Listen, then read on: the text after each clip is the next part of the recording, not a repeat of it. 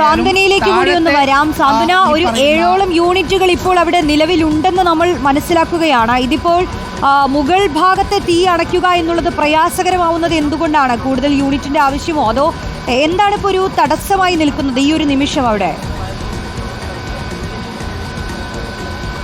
റോഷ്നി, 2 മണിക്കൂർ പിന്നിടുകയാണ് ഈ തീപിടുത്തം തുടങ്ങിയിട്ട്. പക്ഷേ ഇപ്പോഴും തീ പൂർണ്ണമായും അണയ്ക്കാൻ സാധിച്ചിട്ടില്ല. അല്ലെങ്കിൽ ഓരോ മിനിറ്റ് കഴിയുമ്പോഴും തീ കൂടുതൽ ഉയരുന്ന ഒരു സാഹചര്യങ്ങളിലേക്കാണ് കാര്യങ്ങൾ പോകുന്നത് എന്ന് തന്നെയാണ് നമുക്ക് ഇവിടെ നിന്ന് കാണുവാൻ സാധിക്കുന്നത്. റോഷ്നി, നമുക്കിപ്പോൾ ദൃശ്യങ്ങളിൽ തന്നെ കാണാം.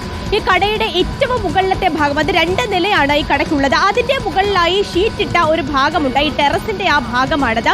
ആ ഭാഗത്താണ് ഇപ്പോൾ പ്രധാനമായും തീ പടരുന്ന ദൃശ്യങ്ങൾ നമ്മൾ കാണുന്നത്. ഈ 2ാമത്തെ നിലയിൽ നിന്ന് പുക ഉയരുകയാണ് ചെയ്യുന്നത്. സ്വാഭാവികമായും അവിടെ നിന്നാകും മുകളിലേക്ക് തീ പടർന്നിട്ടുണ്ടാകുക എന്നുള്ള ഒരു നിഗമനം തന്നെയാണ് ഇപ്പോൾ നമുക്കത് കാണാം.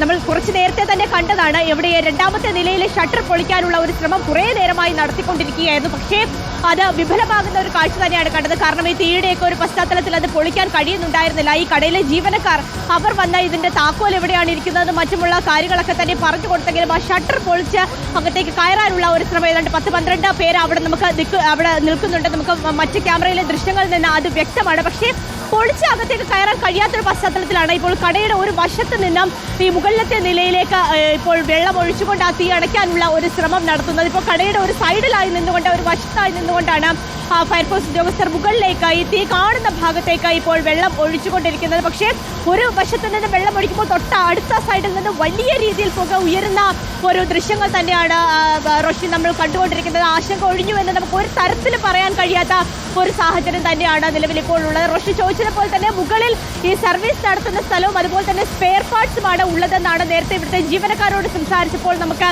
അറിയാൻ കഴിഞ്ഞത്. അത് മാത്രമല്ല, നേരത്തെ തന്നെ പ്രസാദ് സൂചിപ്പിക്കുന്നുണ്ടായിരുന്നു, ഈ തീ അണയ്ക്കുന്നതിൽ ഏറ്റവും വലിയ വിലങ്ങുതടിയായി നിൽക്കുന്നത് എഞ്ചിൻ ഓയിൽ അടക്കമുള്ള സാധനങ്ങൾ ഇവിടെ ഉണ്ടായിരുന്നു. അപ്പോൾ അതിൻ്റെയൊക്കെ ഒരു സാന്നിധ്യം തന്നെയാണ്. എഞ്ചിൻ ഓയിലൊക്കെ തീ പിടിച്ചാൽ നമുക്ക് സ്വാഭാവികമായും അറിയാം അത് അണയ്ക്കാനുള്ള ഒരു പ്രയാസമൊക്കെ തന്നെയുമുണ്ട്.